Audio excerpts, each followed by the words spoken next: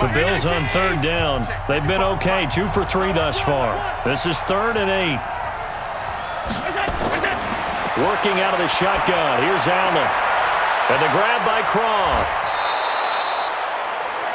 His first catch, good for 9 and a first down.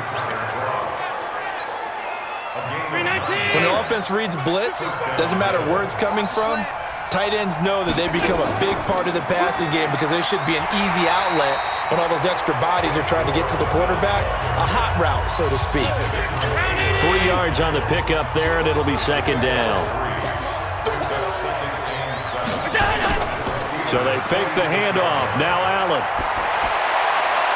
And this one caught by Beasley. And they're going to have themselves another first down as the tackle's made at the Steelers' 25-yard line. Never make the mistake that the slot receivers, especially the little guys like we're watching here, are just quicker than fast. A lot of them combine quickness and speed, and they catch a lot of footballs, as we just saw there. And he still has yet to get on track in this first half as they're going to stop him behind the line. Another example right there how this defense really is winning the entire game at the point of attack. Yeah, right there at the line of scrimmage because they are dominating it. It allows their interior guys to get upfield and spill into the backfield. So how are you going to combat that? You know, because they bring in your tight end, keep him in. Your running backs, they have to step forward. Bottom line, your offensive line has to block them first to give yourself a chance. Here's Allen going for it all. That's caught by Brown for a Bills touchdown. John Brown with touchdown number 7 on the year as they are now on the board here in the first half. And it was a tight window. He knew he had to rocket that thing in there. He got it done.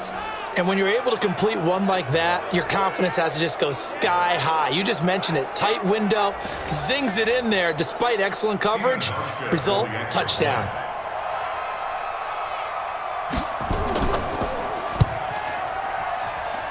Hauschko with the extra point, and we are tied at 7.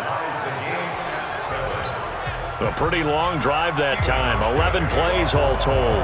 So all even at 7 now as they kick it away. And it culminates in a Bills touchdown. This one taken just inside the 10. And a nice job there as he gets this one up just shy of the 35-yard line at the 34. Charles, the Pittsburgh Steelers, as they get the football back here, you know, this is a team now at 7-5 that has a real shot at the playoffs, in position for the wild card right now thanks to their win over Cleveland 20-13. And they were saying, hey, we're not going to be swept by these Browns. That hasn't happened since 1988, and they avoided doing that. And they avoided doing it with their third-string quarterback and really fourth-string if you count training camp. Because remember, they traded Joshua Dobbs to the Jacksonville Jaguars, and that's Devlin Hodges. And a lot is made of his world champion duck calling prowess. What we should be celebrating is how well he's been playing for them. I mean, he came in, was 14 of 21, 212 yards, a touchdown and interception. This Pittsburgh team has come a long way to put themselves in playoff contention, and I don't think anyone saw that after the first 4 weeks of this season. Interestingly, in that game, the player that sealed the victory for Pittsburgh was a former Cleveland Brown, Joe Hayden, who had the interception that put the final stamp on it. You don't think he was happy about that, do you? I think he was smiling on the outside and the inside. But now this throw complete to Washington, and he gets this inside the 35-yard line. 12 yards that time at a Pittsburgh first. So they'll come up 1st and 10 now from the 33. Now it's Hodges looking right sideline, but it's incomplete. Vance McDonald, the tight end, was the target, and that'll bring up 2nd down. 2nd and 10 from the 33-yard line. On 2nd down, Connor looking for space. And he'll be close to a first down as the tackle made at the Bills' 24. Second quarter, 2 minutes to go. Tie ball game. Coming up in a couple of minutes, we'll get you to Jonathan Coachman in Orlando. The coach will have stats and scores from earlier today in the NFL. Here's Samuels. Still, and he's going to take it in for a Steeler touchdown. Jalen Samuels, his 3rd touchdown now on the year. And the Steelers have taken the lead. So they went to the ground game on third, hoping to pick up the first. They also picked up a touchdown. Offensive linemen so used in this situation to having to pass block. All right, you're looking at what it is, third down. They don't care that it's third and whatever. They figure they're going to throw the ball.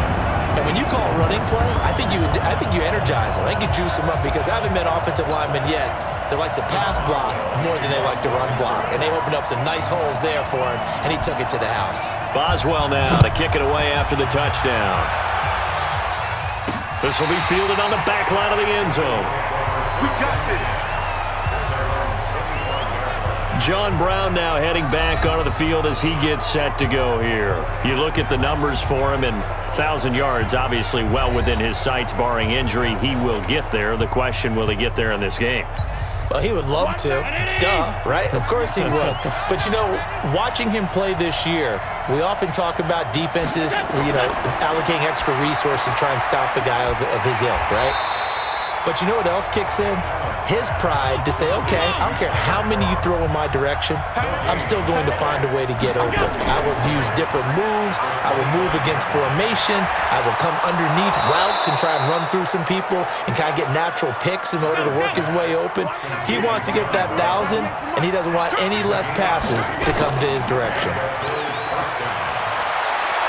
And he's able to take it across midfield before going out of bounds. The dump off good for 8 there on first down.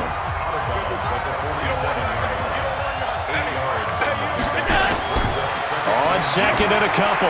Allen. And he will find his man on the outside. And he'll get it down here to the 43. Now the Bills are going to use the first of their timeouts as the stoppage will come with a little under a minute to go in this first half. Throwing on first down is Allen. And they're not able to hook up there. Incomplete. Cole Beasley the intended target. But it's going to be second down. An incomplete pass on first down. That leads to a 2nd and 10. Now a draw play for Gore. And past the 35, he'll be dropped a yard or two shy of the 30. Now the Bills will use the second of their timeouts as they get the stoppage with just under 50 seconds remaining in half number 1. Line of scrimmage, the 31 now on 1st and 10. Allen now looks to throw. Open man, here's Foster. And all the way home for a Bills touchdown. Robert Foster, his first touchdown on the year, as they are an extra point away now from tying this football game. After nearly 30 minutes of football, that touchdown puts us in a position where if they make the extra point, we're right back to even before we start the second half. Hauschka adds the extra point, and we've got a tie game here in a back-and-forth first half. This one tied at 14 now as he sends this one away. This one taken from the 7. Solid return, pretty good field position. They'll start at the 32-yard line. One more game still to get to in Week 15. It comes up tomorrow night, Monday Night Football. A lot of Manning fingerprints on this one, the Colts and the Saints from New Orleans. Now, meanwhile, a pass that should have been intercepted, but it winds up falling incomplete. CD, while we have a quick second here, I want to give a shout-out to 3 teams who have struggled mightily this year, who all got wins in Week 12. The Dolphins, the Redskins, and for their first win of the season, the Bengals. How about you? I love your empathy, right? You hate to see teams struggle like this. Hate to see teams that are down. And when they get wins, you come with a little bounce, don't you? You got a little extra spring in your step. Those Bengals, and they beat the Jets, who at the time were hot, right? They won 3 in a row. How about Washington? That win over Carolina, and then, of course, the Dolphins. No one really saw that coming. Their win over Philadelphia, even though it was at home. Could those wins for those teams be the death knell for the teams that lost? The Jets, we're not going to talk about them anymore. Carolina, they still thought maybe a late run could put them in the playoff race in the NFC South. And then how about Philadelphia? But they're not out of it. No. They still control their destiny. If they win out, they go 9-7 and win the NFC East. Yeah, because they're just one game back of 6-6 Dallas. Now yet another incompletion here as they fail to connect on third.